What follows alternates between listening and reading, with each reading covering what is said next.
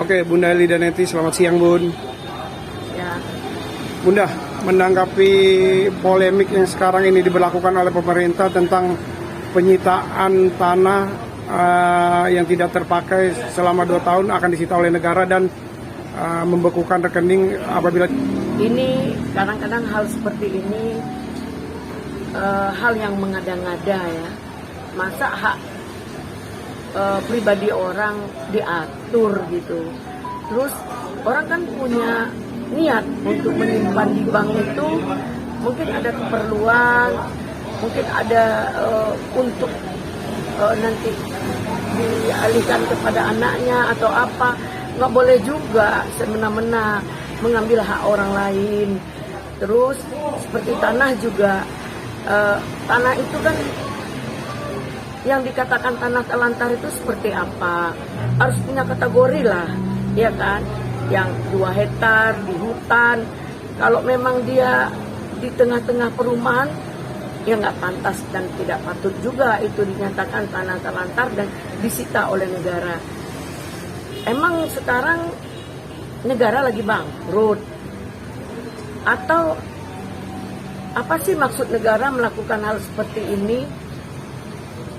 Kita lihat, kita memang bangsa Indonesia memang lagi benar-benar kesusahan lah. Contohnya ya, dulu kita nomor 10, nomor 8, sekarang nomor 2 termiskin di bawah Afrika. Gila nggak tuh? Nah, ini kan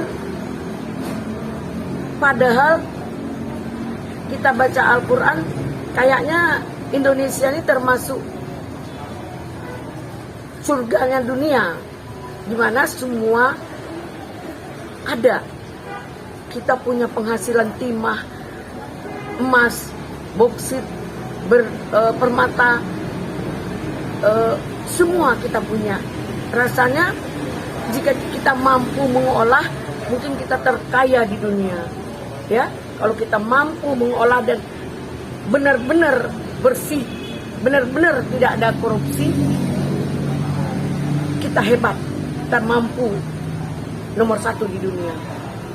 Karena orang nggak punya, kita punya. Ada minyak bumi, minyak sawit, di bawah minyak, di atas minyak, ada boksit, tambang timah, semua kita punya. Apa yang dibutuh di dunia ini, Indonesia punya.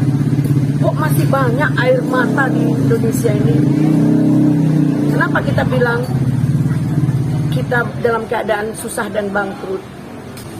Ada kafe, itu buka loker, buka lowongan kerja 50 orang, yang datang puluhan ribu orang.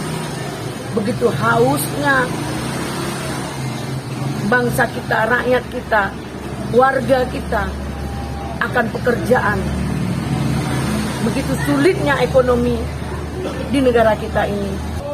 Oke, Bunda, mewakili masyarakat bawah, Bunda setuju nggak diberlakukan hal yang seperti ini? Menurut Bunda, seperti apa sebagai seorang praktisi hukum?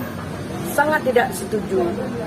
Umumnya yang dikatakan tanah yang terlantar itu pasti diduduki orang bawah, orang menengah ke bawah, susah payah, kadang-kadang cari pemulung, beli tanah sedikit, beli tanah cuma 400 meter, kemudian 4 tahun, 5 tahun, baru mereka bisa bangun, itu pun ala kadarnya. Ini 2 tahun bangun mereka, untuk dana bangun belum ada, disita negara. Ini kan ribet lagi. Jadi tolong mindset kita, berpikirlah untuk kepentingan masyarakat. Dan ada ukuran, ada standar lah untuk hal-hal yang seperti itu. Dan tentang dana yang di bank itu, dana yang berapa, dana nilai berapa, anggaran berapa, nilai dana yang disita di bank itu. Apabila sudah tidak aktif, 2 bulan tidak aktif, akan dibekukan. Nah, itu terlalu singkat waktunya. Nilainya berapa? Mungkin orang lagi kehilangan, atau orang lagi sakit, atau banyak alasan yang harus dipertimbangkan. Keaktifan 2 bulan itu mungkin setahun dengan nilai di atas 10 miliar, mungkin begitu maksud saya ya.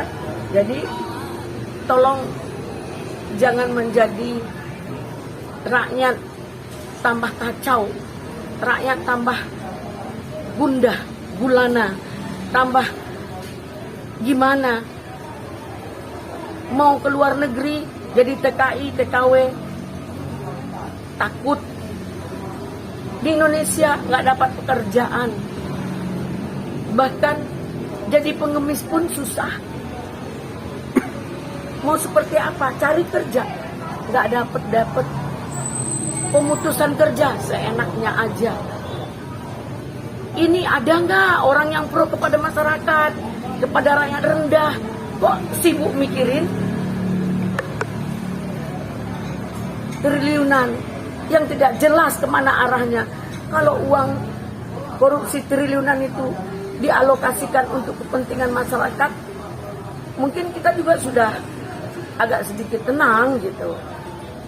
Nah, pendidikan, kesehatan itu dari kesejahteraan loh. Jika mereka bekerja dengan baik, tentu mereka gampanglah pendidikan dan kesehatan. Semua itu lowongan kerja susah, mereka malah di PHK. Sementara pemerintah sibuk dengan hal-hal yang tidak masuk akal, yang tidak pro kepada rakyat. Saya sampaikan, ini luar biasa.